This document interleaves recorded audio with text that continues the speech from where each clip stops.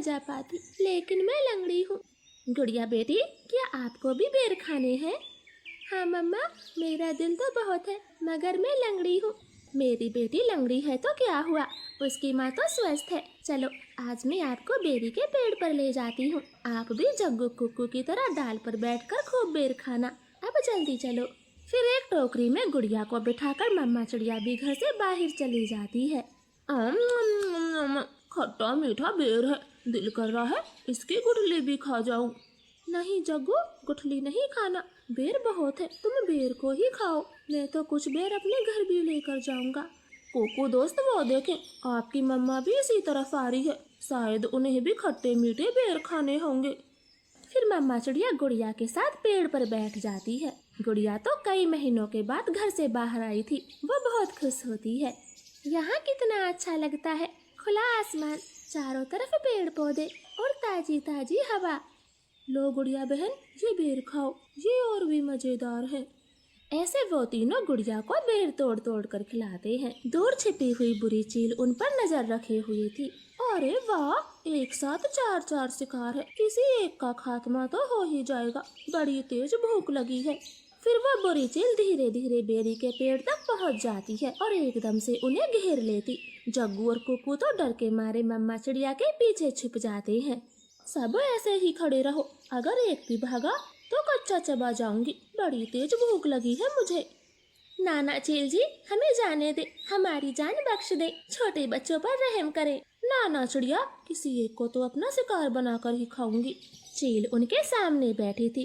तभी धीरे से जग्गू कौवा कुक्कू के कान में बोलता है, कुक्कू दोस्त, इस चील को गुड़िया को सौंप देते हैं, वैसे भी गुड़िया लंगड़ी है, ये जी कर क्या करेगी, कम से कम हम तीनों की तो जान बचेगी। जग्गू की ये बात सुनकर कुक्कू तुरंत अपनी माँ से बोलता है, मम्मा मम्मा, गुड़िया को यहीं छोड़ दो और चलो यहाँ से, हम अपनी जान बचाते हैं। हाँ भाई, ये भी ठीक है, मेरा काम इस लंगड़ी चिड़िया से ही चल जाएगा, तुम सब चले जाओ।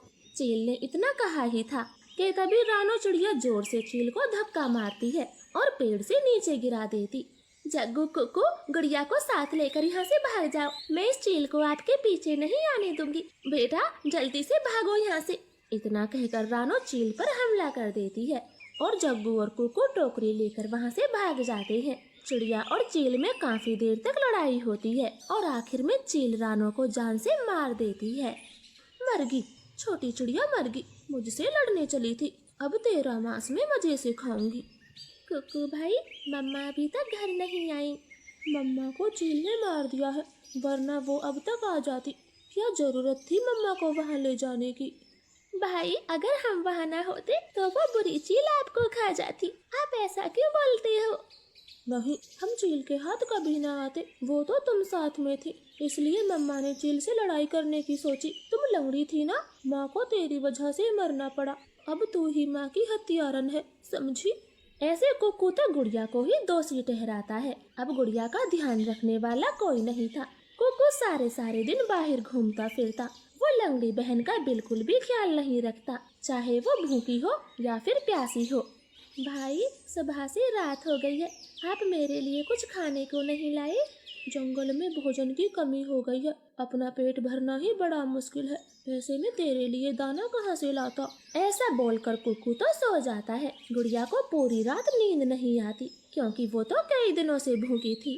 मम्मा मम्मा, अगर आज आप जिंदा होती तो मेरा कितना ख्याल रखती, अब तो मुझे भी भूखा सोना पड़ता है, मैं क्या